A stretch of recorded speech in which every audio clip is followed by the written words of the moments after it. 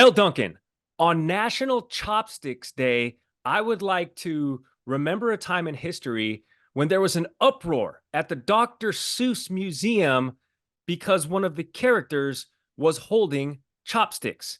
And again, I say, if people understood how hard it was to actually use chopsticks, there would be so many more murals with people using chopsticks. It's not easy, guys.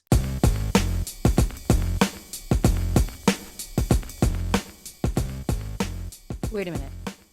It's February and it's National Chopstick Day. Can't we have anything? Shut up, Elle. Chopsticks are super hard to use.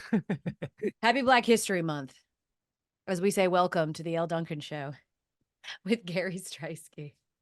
We just can't have anything. Our first inaugural, like on February 1st, our first inaugural guest, as you said, was the incomparable Mina Kimes. Uh-huh. And you made it all about Korean History Month. Uh-huh. And it Yep. just feels like we need to have something, which is why this is going to be an NBA heavy show. This is ours. Perfect. I want to talk about Luka, and I want to talk about Nikola Jokic. Okay. We're probably going to talk about Matthew Dellavedova as well. And I just want to say, David Blatt, all right, got the short end of the stick 10 years ago. Let me tell you who's the real star in LA. It's Austin Reeves. I've been trying to tell you that, Elle, okay? What up? What up, Care Bear? So we are remote today because and a day late as well, because I was traveling to West Palm Beach to interview someone. It's going to be a real deep tease. Who is a goat? There's only like a handful, so I'll let you use your imagination. Also West Palm Beach. But we, alas, have made it. We are here in our respective, and I always air quote this, studios, because I am in my studio and Gary is per usual in his garage. Whoa. This is my home office, Elle, okay? Again, I don't have budget for my setup, so this computer that I paid for with my own money is sitting on an empty shoebox. Elle. Whose money do you think I paid for this studio with? I don't know. How many sponsors do you got? Okay, there you go. On this show, we will do some NBA stuff. Yep. We'll also play a little game involving the Real Housewives, which I'm super excited about. I even have a prop for it. Which, we're big on props on this show, so I'm pumped about that. And I'm going to tell you about the most demoralizing moment of my life that happened thanks to my then 2-year-old, in the vein of Aaiden Diggs, who's out here at 7 years old trying to get all this smoke at the NFL Pro Bowl. All that and more is still ahead. But I have to say that if there was a theme for NBA 2023, mostly 2024, the 6 weeks we've been in it, it's everybody's wet.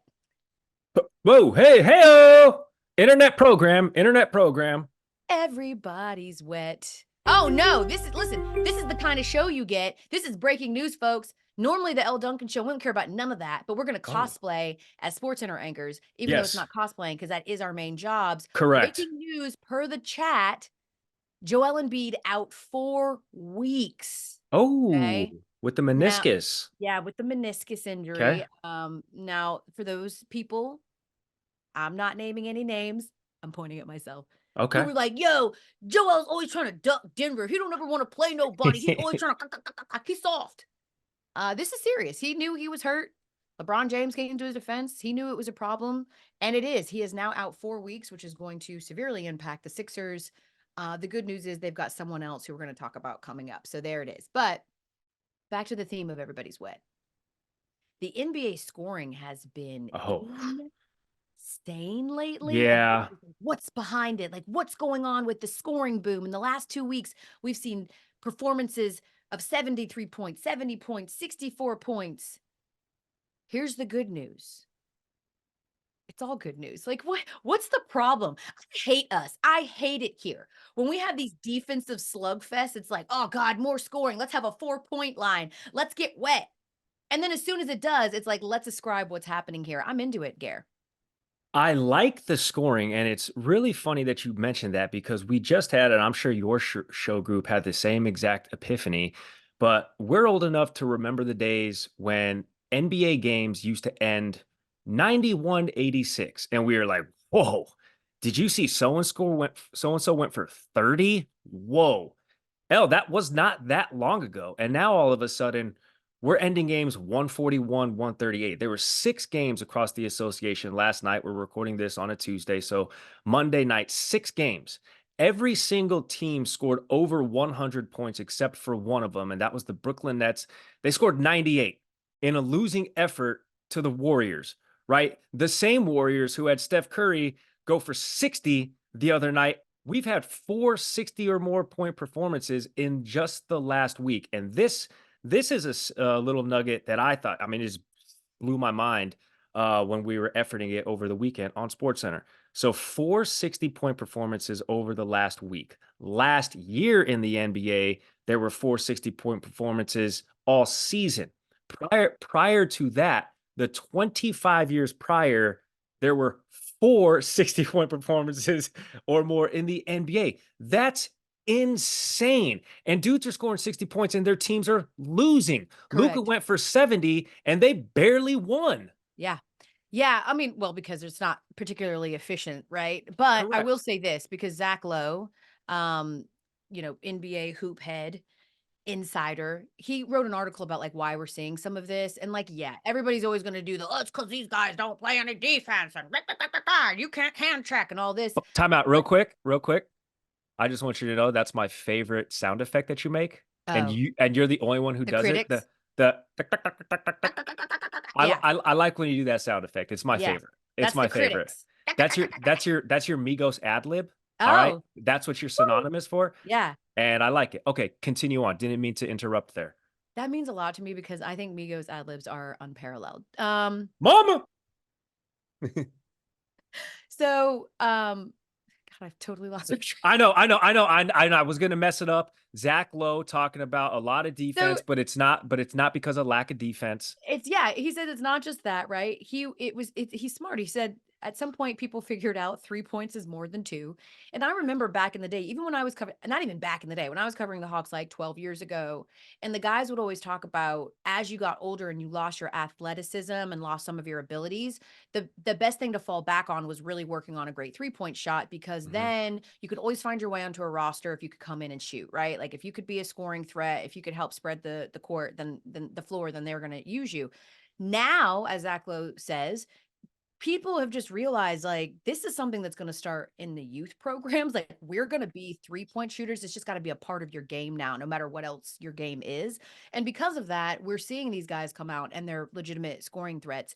He also notes, though, which was interesting as well, that a couple of the games that we saw last week, matchups between real contenders, were exactly sort of what you expect. Defensive slogs. They tickled the hundreds, but we were talking about 135-point efforts. Nobody was going off for 75 points. So in his estimation, it is still going to matter that you can play a little bit of defense. But someone else is playing a little bit of defense, and he should. Doc Rivers is like, nah, brah, I don't want it, right? As we go from everybody scoring, the NBA, right? It's like a Greek mixer. Everybody's going to get laid. Everyone's scoring. I need one of those invites. Not right now, happily in a relationship. Because you do have a girlfriend. But of course. It's never stopped. It's never stopped a frat boy before. Hey, whoa. It's a frat boy, not you. Accusations. Oh, hey, real quick, before we get into the Doc thing, I pinpointed the exact moment the NBA evolved into this super scoring frenzy. Okay. Oh, no. I pinpointed the literal exact year, the season, the catalyst. It was 2013-14, Steph Curry's 5th season in the league, his first season as an all-star. He had been maturing into this deep threat. Until then, the average scoring team, the best scoring team in the NBA, was averaging 104 points per game. 104. It was the LA Clippers. Steph Curry's first all-star season, his 5th in the league, the Warriors were the top scoring team at 110 points per. Now it's the Indiana Pacers, 125 points per. But 2013-14 was the season the NBA turned into a 3-point fest. And it inspired kids all across the nation to be like, I don't got to be 7'2" Shaq dominating the paint. I can literally just pull up, find a jump shot, and boom. And it's birthed a scoring frenzy. So there you go, people. I did the research for you, so you don't have to. You're getting this exclusive stuff right here on the Elle Duncan Show, which, okay, is now on TV, and also Elle Duncan's graphic is in Times Square. Congratulations. Thank you. This is big news. Congratulations to the whole show. This is a show effort. You're right though. And what's interesting is we always talk about Steph when it comes to, these crazy logo shots in his range, but like Damian Lillard's got the same kind of range. I mean, in Yes. fact, Damian Lillard's range is, if you look at it, even more efficient from 30 feet out, which is nuts that that's a stat. It's nuts that like that's a part of your game, Yes. that you're like a 30-foot shooter. It just doesn't make any sense. But what also doesn't make sense is that Doc Rivers is now going to be the head coach of the East All-Star game, despite the fact he's 1-2 in Milwaukee and he's been there for a cup of coffee. And why? Well, the Bucks have the second best record. The Celtics have the first best record, but Joe Mazzulla is ineligible because he coached last year. So there it is. There's Doc, who at the very least, Gary, is having some fun with how ridiculous this all is. That is ridiculously bad. It really is. Well, Adrian's going to get some money, that's for sure, and a ring. It's one of these quirky things. I think there should be a rule somehow that someone else does it other than me. Maybe I'll send my staff and I'll go on vacation.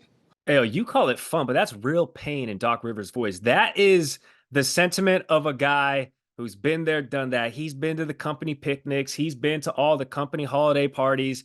He don't want that. All right, he don't want that. He wants to be one of those guys who are so thankful that they are not popular amongst the fans or, all-star caliber players, and they get just that week off to go on vacation. That's who Doc Rivers is at his core. That's why he was working with us at ESPN, not because he got to be on the TV broadcast or be on the number one broadcast crew. He saw that we got 4 weeks of paid vacation. And he's Okay. like, wait, what? Wait, hold on, what? I Yeah. can go to ESPN, get into Disney parks for free, and get 4 weeks of paid vacay? Yeah. Sign me up. Yeah. That's what Doc Rivers has coached in 3 All-Star games. He don't want that. He been there, done that. Yeah, he's like, "Why?" And on top of that, like, and it's no offense, Indianapolis, great place. I'm just saying, this time of the year, you're Hey, doing a hey, lot of indoor watch it. traversing. You're doing a lot of indoor traversing. You're going Listen, I like Indianapolis. It's super great, and that is a Yes. great sports town. It really is. Yes. But the point is that at this time of the year, you are pretty much utilizing all of those tunnels and bridges and Yes. indoor things that they've set up for you so you never have to go outside, which Which kind is of is why I amazing. say that Indianapolis, outside of Las Vegas, is the single best big event city in America. Yeah. It's awesome. They know how to throw big events, man. They They really know how do. to do it. St. Elmo's, probably not gonna be able to get a table there. Sure. However, I say that, but then I'm like, "No, wait, I've been there once with my dad, Indy 500, and they are efficient." Indianapolis, 10 out of 10 city. Hell yeah. I love Indianapolis. Big fan. I'm just saying, if you're Doc, you've certainly been to Indianapolis True. before. Like, it's True. not like they decided True. they were going to have All-Star in Hawaii. And so all of a sudden you're chomping at the bit to do this. There is something that they're doing at All-Star that I found was a little bit interesting. Apart from Steph Curry versus Sabrina Ionescu, which I am looking forward to, sometimes these feel really stunty. I actually asked some of the women basketball stars, like, how do you feel about this? How do you feel about this sort of versus thing? Sometimes it gives a little bit like Billie Jean King versus Jimmy Connors, I believe, back in the day, right? The Mhm. battle of the sexes tennis match. They were into it just because it was a situation where it was like Sabrina calling for it too, right? Like both of them sort of Yeah. being into it, as opposed to people trying to force Sabrina and Steph to do this so that we could once and for all decide who's the greatest shooter. That's going to be fun. But the glass floor is muy confusing to me. So they're gonna have a LED glass court for some of the events, and those events will be the three-point contest and Steph versus Sabrina. And the All-Star game itself is gonna be on a wooden court. But all I could think, Gary, was if Shaq Yes. doesn't take a basketball and attempt to break the out of that LED floor, was it Yeah. really an All-Star weekend at all? Yeah, that's true. They better have some good insurance, all right, on that floor. And listen, I am of the age where if I'm in bed scrolling on my phone, all right, I gotta turn the yellow light on, and then I actually use my flashlight to diffuse the bright light of my phone. So 94 feet of just LED screen popping off at you, I know I'm gonna have to have like ambient light in the room because the vision is just not the eyeballs just can't handle that much intensity. It is. And you know what else I thought, just being, that I'm a woman in television and also slightly vain? Whoever is, like, sidelining that, because let me tell you, apart from, like, fluorescent lighting. LED lighting is the absolute worst lighting of all time. Like, you look horrific in LED lighting. So whoever is sidelining that game, God bless you. God bless you. And I hope you've got great hair and makeup and don't pay attention to Twitter. Allie LaForce, go get him. Oh, well, Allie is fine. She looks 23 years old and is stunning, so she'll be just fine. Wait, there's different levels of light in terms of complimenting? Well, no, I know that you don't know this, considering that, again, you're shooting from your garage and you're just sort of using whatever natural light is cascading on only the right side of your face. But yes, Gary, when you go to a studio, when you look up at work tomorrow and you see all that lighting up there. What kind of lights are those? That's so that you look pretty and beautiful. In fact, Oprah used to say, people would be like, what's the secret to your success? And she would joke, lighting. She said she spent more money on lighting than anything else in her whole studio, because lighting is incredibly important. Yeah, lighting's important. Lighting matters. You know what else matters? I don't know. You tell me.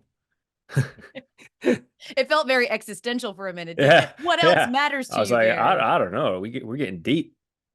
I clearly had a therapy session. What else matters is Real Housewives deciding that they are going to get in. And we come back, we will give you some Real Housewives taglines and guess who we think in the NBA should be saying that. All that and more. Put on this fur coat on the Elle Duncan Show with Gary Striewski. It's not real fur. Don't come at her, guys. It's not. It is so fake. Okay, so full disclosure, Gary. Yep. When I was living in Atlanta, of course, I'm from Atlanta, is when the Real Housewives were really popping off. And I have been featured on a few episodes of the Real Housewives. Did you know Wait, that? what? Yeah. I was Cynthia's friend Shut some up. modeling calls. I had Cynthia then again, you see the connection here was that I was friends with Cynthia. Yep. Cynthia came up to my radio station with her husband at the time, Peter. What? I also had, a scene with Portia at some point when she came up to my new show. I say all this to say, I have been around the Real Housewives ether, if you will, their orbit. Whoa. First of all, it's crazy fake. I mean, it's just come on.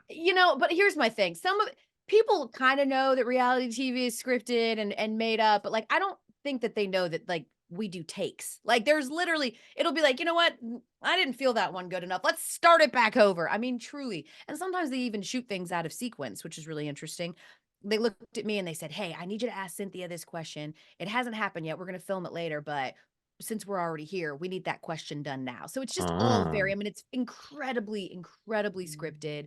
I did have a chance at some point to perhaps be on some reality TV and a spinoff of Real Housewives, if you will. I chose not to be, but which show? TV, can you tell us which show? It was called Single in the A. It was, it made it one season and I said, no, thank you. Because while I love reality TV, I never wanted to star in it until now. Not scripted. Not scripted. So for those of you that can't tell, I am wearing a lovely fake fur coat from Banana Republic. Thanks, BR, for sending that to me. Love you. And what I'm going to do, Gary, is I'm going to take taglines. Popular, already established taglines from some of the Real Housewives franchises. And then I'm going to have you guess who I'm cosplaying as, which NBA player would be the one saying these taglines. Oh, no, this is great because me, Gary Striewski, noted viewer of Desperate Housewives, a whopping 0 times. This should be great.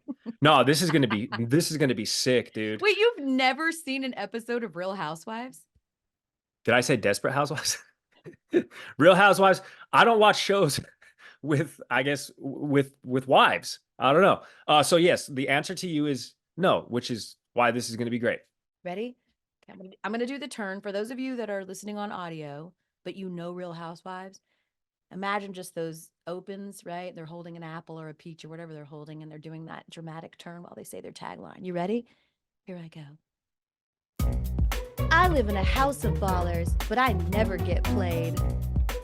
I don't know. Lonzo Ball? LaMelo. Wait, no, wait. LiAngelo Ball, because all his brothers are in the league, but he don't play. LiAngelo Ball. Yo, that is so much better than who I picked. Oh, I was gonna say Seth Curry. I mean, he's on the Mavericks. They're really good, and a lot of times you just kind of watch Seth standing around waiting for the ball. But then when he gets it, the dude is money, man. My problem with the tabloids, my real life is so much juicier. My life is so much juicier. Hey, listen, a player that's in the tabloids a lot right now, okay? It could either be Zion or Anthony Edwards. Oh, wow. Both good choices. I was going with the OG Tristan Thompson. Oh, that's good too. Hey, that is a dude who is a frequent flyer in tabloids. Oh yeah, that guy's a repeat offender. Yeah. Okay, in every sense of the word and accusation and saying. I always had the juice, but now I got the peach. Juice, peach, somebody got a dumper. You're going Kyle Lowry. I'm not. I'm going Jason Tatum because he always had it, but now he's got Kristaps Porzingis. And this team, right? Yes. He's the peach. Yes. Okay, I get that. Well, because you went with Atlanta roots, so I was thinking Yeah, see, I threw you off. Complete opposite of like Northeast United States. Yeah. And Kristaps Porzingis doesn't exactly Kristaps Porzingis. Yep. And then there was a heavy emphasis on Black History Month, so I was like, I'm going to exclude all of the white players. Yeah. Well, I never said that. I never said we weren't going to talk about any white players.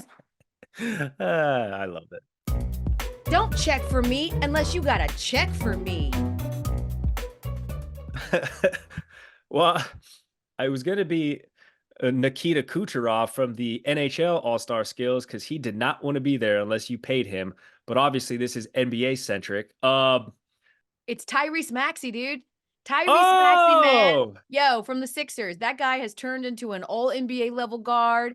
He is the best free agent for 2024. He's like, Embiid's out. It's really about to all be on me.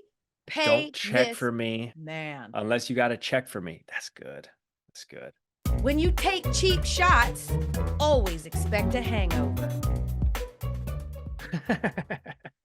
Who's the cheap shot king in the NBA? Draymond. Let's go. Let's go, dude. We're on the same page. If you take a cheap shot from me, well, can't say I didn't tell you so. Dude, Draymond all day. I'd rather spend my life kicking ass than kissing it. Elle, I don't know. There's a lot of non-players that, can occupy this space. This is Kobe Bean Bryant.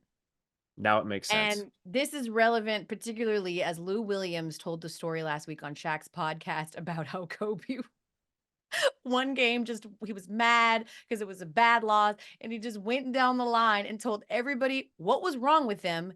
And then the next day made the equipment manager remove all of the Kobe shoes because he said, these bums don't deserve to wear my shoes. That's actually fire. Dude, take my shoes off.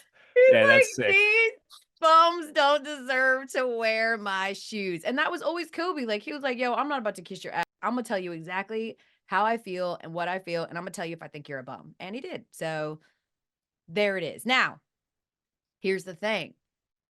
This next person really could have been interchangeable with Kobe just on that particular line. But I thought he was better fit here. Okay. I'm an acquired taste. If you don't like me, acquire some. I mean, that could be Draymond as well, but we've already crossed that bridge. I already used him. Nikola Jokic. I went Dylan Brooks. Oh. Also, i.e. Patrick Beverley. Yeah. Also insert Matthew Dellavedova. Dellavedova dropped in 2024. Who do you think you are, Elle? Yeah. Told you Delly would get in there. I already teased him. I had to pay it off. Yeah, those guys are all very acquired taste. I am a fan of a guy like Pat Beverley. I think you need an instigator, but a lot of people, he sours on people. And same with Dylan Brooks. I mean, Dylan Brooks got so embarrassed after what LeBron did to him. I rock with those players. Those are the players, and every team has them, that you absolutely hate unless they're on your team. Don't mess with the boss because you might get fired. It's LeBron. Of course. It's like, oh, you think there's a general manager on this team? Yeah, you're talking to him. The strong forward, the power forward, LeBron James. Oh, you want to talk to the manager? Does a 360 spin. I'm the manager. What the hell? Yeah. It's me. And Definitely. lastly, as Okay. I wrap up my already established Real Housewives taglines Yes. that we are now applying to NBA players, this one should be easy. Okay. I may be a rookie, but this is not my first lesson. Okay, hold on. Hold on. Wait, I needed that because initially I was going Chet Holmgren because he's still a rookie, but he was in the NBA last year, not his first season. But Chet Holmgren doesn't have the, would you say the je ne sais quoi, okay, of one Victor Wembanyama. Correct. First of all, I want to I think apologize. I just made him Japanese, You but did. And I yeah, want to apologize to all French people for that horrible butchering of your accent. yeah, Yeah, you know that's what? on At me. first, I initially went Chet Holmgren, but Victor Wembanyama, it's just that he plays on such a bad team. Yeah. However, Victor Wembanyama is outrating Chet Holmgren in every category except for minutes played. So, like, the guy is insane. You heard Zion Williamson just say, this might be one of the first guys that we've ever had in the NBA that could win 3 Defensive Player of the Year awards and 3 MVPs. Like, he's just that good. So, that wraps up my already established that was Real good. Housewives taglines applied to NBA players. What about you, Gary? What you got? Yeah, so once again, Elle, there was a little bit of bad interpretation on my end, and I'm sensing that to be a more of a me problem than a we And a problem. pattern, When I say we, I talk about Christina and Sarah and Jackson and Chris Cologne, who are the brains behind this operation, and of course you, when you give me directions and I sort of listen to them, and then I do with them what I want to do. So here we go. Do something you love and you'll never work a day in your life. Since it's illegal to do that with horses, I play basketball instead. Yay and nay. I'm intrigued and a little bit worried because it sounds like something you can see in Tijuana. Horse it, what? It's Nikola Jokic. Oh. Okay. Because he don't even love basketball. It's just a side quest for him, dude. All this guy wants to do is go horse racing. Fair. No, I love the jokes that I have to explain. Those are my favorite. All right, here's another one. This one should be easy. My game will leave you at a loss for words. That's okay. All you need to know is 6 letters. OMGSGA. Oh. Shai Gilgeous-Alexander, who, by the way, SGA just sounds like an airport code every time, which makes a lot of sense because the man's taking off. I mean, this guy too, like living it, like he's getting those fits off in Oklahoma City. I know he is pissed. Yeah. I know he is pissed. All right. You think, hey, real quick, you think SGA has ever like put an outfit together from like TJ Maxx? Probably. Like recently? No. I live in a city full of tens, and everyone is still just obsessed with a tray. Oh, that has to be DeJounte Murray? What? No. Well, yeah, Atlanta, Trae Young, uno, dos, tres. I like it. I went to an Atlanta Hawks game, and the joke, obviously, I don't need to tell you this, but it's like, oh yeah, no, you talking about the Young Jeezy concert that they just have a basketball game before and after? Yeah. No, it's literally yeah, you go to State Farm Arena where they built a actual club inside of it, and essentially going and watching a Hawks game is that. It was awesome. It's a club with a side of basketball. It's like, oh yeah, and there's awesome. a game. Everybody wears 6-inch heels. Like, you don't wear. It was so funny. I had never gone to another like basketball arena, and maybe like 12, 13 years ago, I finally went. I had worked for the Hawks at the time, raised in Atlanta. I went to a Spurs game, and I'm literally like, country comes to town. I'm looking around and I was like, everybody's wearing jerseys and jeans and t-shirts and tennis.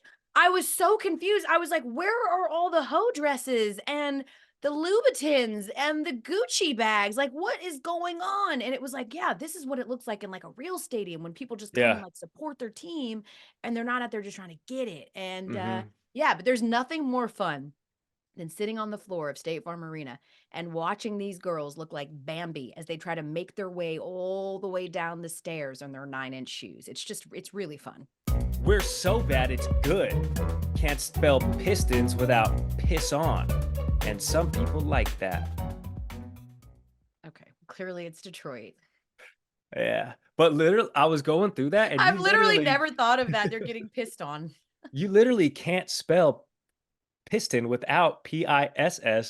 That's pretty good. They've only won 6 games. Well, you can't spell piston without Piss because that's not how you spell piston. There's just one S. No, but I get what you meant. Pistons. Oh. Pistons. There's that extra S at the back end, Elle. There it is. Again, state spelling bee champion. I don't want to brag, but just got to kind of point that out. Piss. Horrific. Just I feel like that exercise, I don't need to watch the Desperate Housewives or the Real Housewives. I feel like I've sort of experienced everything there is to experience about that show. It's fair. I think that we pretty much just did it right here. And if you ever wanted to fulfill your dreams of being on a reality TV show, we pretty much just accomplished that. Boom. Coming up, we're going to accomplish the impossible. We're going to try to figure out if someone being follicularly challenged has helped them up their game. That ahead, once I Google if follicularly is actually a word. No, that sounds legit. Didn't that sound good? I said it with a lot of confidence. I'll give it to you. Okay. All right, we're back. And as promised, we're going to tell you why Jonathan Kuminga of Warriors fame is suddenly so much better. Did he get a new nickname? No. What is his nickname? This is the internet and I can't say it. Oh. Yeah. Hey, just check Basketball Reference. All right, it's on there. It's there. So Jonathan Kuminga was averaging just over 12 points per game. He was shooting 28% from 3, and he was averaging 4 rebounds a game. That's just math. Then he just goes to the barbershop and he gets his hair cut, and now 21 points per game. He's shooting 48% from deep. He's averaging 6 rebounds a game. And of course, now, because this is what we do in sports, the superstition is there, right? Like, he cut his hair. He can never let his hair grow again, as far as I'm concerned. And this reminds me of a superstition that I used to have. I had the best on-base percentage in the state of Georgia my senior year. Damn. But a big part of that, not just because I was excellent at selecting pitches or any of those things, it was because I would dig out the batter's box like a rooster. I would, how like after a dog poops, and they do the foot thing. Yeah. I would do that for about 45 seconds, honestly, until the umpire was like, "Yo, you got to stop." And are you serious? I swear to God, I would dig a hole for my feet, and then I would get in there. And I promise you, I felt like anyway that was instrumental in me being so good at getting on base, and so I did that my whole year. In fact, I got the nickname of Rooster for it. Elle, you're a demon, because the next person who has to follow you in the lineup has to just like step down into the 6-inch crevasse that you've created. Yeah, they would have to put the dirt. Yeah, they'd have to fill it back in, and the next time you're up to bat, at least the dirt's a little bit softer. So hopefully, it took a little bit less time for you to dig down. Hey, yo, you really took dig down and go find something, literally, from your coach. Like, I need every single one of you girls to dig down deep, and you're like, shit. Say less. Say less, coach. The worst part is that I was lead off. So I would literally create this hole right away. I put my team in a hole, literally. You're a nemesis. I was an umpire in Little League, and I would have cut that shit off. You would have hated me so much. You would have gone 0 for 5 that game. I'd have given you 3 swipes, boom, boom, boom, and then I'd say, "All right, get in the batter's box." No, there's nothing you can do. I got my hand up. I'm doing timeout. I got my hand up. I'm telling you, I need the time. There's nothing you can do. You don't have to grant time. Everybody knows that. You don't have. That's a luxury that we're giving to you. Anyway, Elle, congratulations on the best OBP. Thank you so much. The beautiful part is that no one talked to me. No one said anything because I was doing what I needed to do. Okay. Okay. That is unlike Aaiden Diggs. You know, when it comes to talking, this was the most relatable story to me over the last week. So Aaiden Diggs is the son of Trayvon Diggs of the Cowboys. He's the nephew of Stephon Diggs of the Bills, right? And apparently at the Pro Bowl, Aaiden, who's all of 7 years old, really just had a lot to say, which is super surprising since he's a Diggs. But he was going after someone else who also likes to talk a bunch of shit, and that was Sauce Gardner. Mm-hmm. Aaiden was chirping at him because apparently Sauce was chirping at him at the Pro Bowl practice. And here is the thing.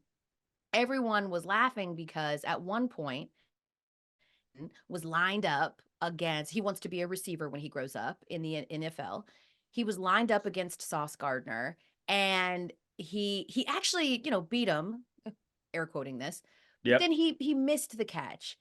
And instead of just Sauce being like, all good, you're 7, Sauce did a little celebration. Like he celebrated as if he defended that pass to save a Super Bowl win. And people were like, really? Is that? But I can relate because when little kids talk, it is so infuriating. There is nothing that you can do. Can I give you a story time? I would love that. Kids are cocky, man. They know they can just spout off without any repercussions. Oh, they're just being cute because they can't fight. You can't fight a 7-year-old. No. And the thing is that the kids are cocky, but there's another thing kids are really good at: condescension. I come home and my daughter at the time is 2 years old. Okay. She's 2. All right. She is already in bed and daddy is already reading a book to her. I come home from work, I scurry home. That's what I do. I throw my bag down. I still got my heels on. I run in her room because I just want to kiss my sweet baby girl who the I haven't light of seen in your all life. day. She's my baby. I just want to give her a snuggle. Yes. As soon as I open her door, she's like, "No, I want daddy to read to me." I was like, he is. I'm just coming in to say goodnight, Eva. Like, be nice. So I sit at the edge of her bed and her daddy's like, "Eva, be nice to your mommy." So Eva begrudgingly gets out of her covers, comes over, gives me one of those hugs where she sort of pats me on the back too, you know, like a real patronizing backpack hug. It's just real like, ugh, get out of here. So she does that. She gets back under her covers. She sits in her covers, and I'm just sitting there at the edge of the bed looking at her. And she's sitting there and she's sitting there. And I know we always tell you guys, like, go to the YouTube video so that you can see what we're doing here. I'm going to implore you to do this. Yes. So that you can get an accurate depiction of what my daughter did to me. So she's sitting there on the edge of the bed. And she's just giving me one of those horribly fake smiles, like, "What are you doing?" And finally she goes, "Can you go now?" And does the PowerPoint hands together management. Can you go? Can you go now? It was the rudest, most condescending shit anyone has ever done to me. And my husband's trying not to burst out laughing. I'm trying not to laugh because I'm so shocked at the level of condescension and smug. And I was like, what are you supposed to do in that situation? If you sit there defiantly, it's like worse. It's like embarrassing. And if you leave, then you just let your 2-year-old own you. So you know what I did? I went, "Fine, Eva," and I stormed out.